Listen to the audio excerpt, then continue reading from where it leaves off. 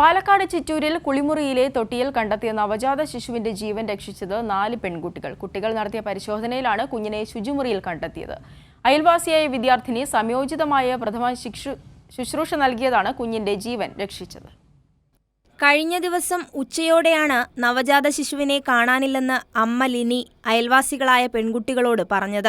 ഉടനെ 4 സംഘം വീട്ടിൽ പരിശോധന നടത്തി. ഒടുവിൽ ശുചിമുറിയിലെ തൊട്ടിയിൽ വെള്ളത്തിൽ വീണ നിലയിൽ കുഞ്ഞിനെ കണ്ടെത്തുകയായിരുന്നു. സംഭവത്തെക്കുറിച്ച് കുട്ടികൾ പറയുന്നത് ഇങ്ങനെ: കുട്ടിൻ്റെ വെള്ള തുണിയോടെ കിടക്കുന്നപ്പോൾ ഉള്ളിൽ പോയി നോക്കിയാൽ വെള്ള തുണിയും ഉദ്ദേശിച്ചാൽ പോയത്. കുട്ടിൻ്റെ ഇലയിൽ നിന്ന് ഉള്ളിൽ പോയി നോക്കിയപ്പോൾ കുട്ടി ഉണ്ടായിരുന്നു, തലകീഴെ കിടക്കാൻ. ചേച്ചീന്ന് വിളിച്ചിട്ട് പെട്ടെന്ന് ഞാൻ എടുത്തിട്ട് പിന്നെ ഞാൻ ചേച്ചിൻ്റെ കൊടുത്തു.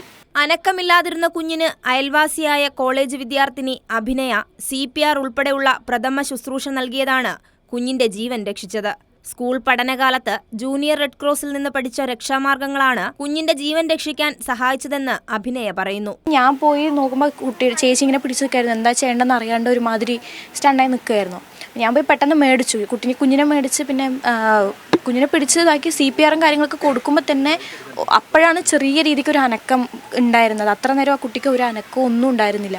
ഈ CPR കൊടുക്കും തോറും അതുപോലെ വെള്ളം കുഞ്ഞിയുടെ ശരീരത്തിൽ വെള്ളം പുറത്തേക്ക് പോകും തോറാണ് അനക്കങ്ങളും ചെറിയ രീതിക്ക് സൗണ്ട് പുറത്തേക്ക് വന്ന് പിന്നെ നന്നായി കരഞ്ഞു തുടങ്ങിയപ്പോൾ പിന്നെ കുട്ടിയുടെ ക്ലോത്ത്സും കാര്യങ്ങളൊക്കെ റിമൂവ് ചെയ്തിട്ട് നന്നായി തുടച്ചു കൊടുത്ത് കുറച്ച് വാമാക്കി വെച്ചു. അപ്പോൾ അത് നന്നായി കരഞ്ഞു.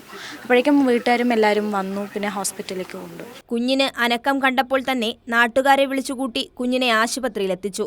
ആദ്യം പാലക്കാടും പിന്നീട് തൃശൂർ മെഡിക്കൽ കോളേജിലും എത്തിച്ച കുഞ്ഞ് അപകടനില തരണം ചെയ്തിട്ടുണ്ട്. കൈരളി ന്യൂസ്, പാലക്കാട്.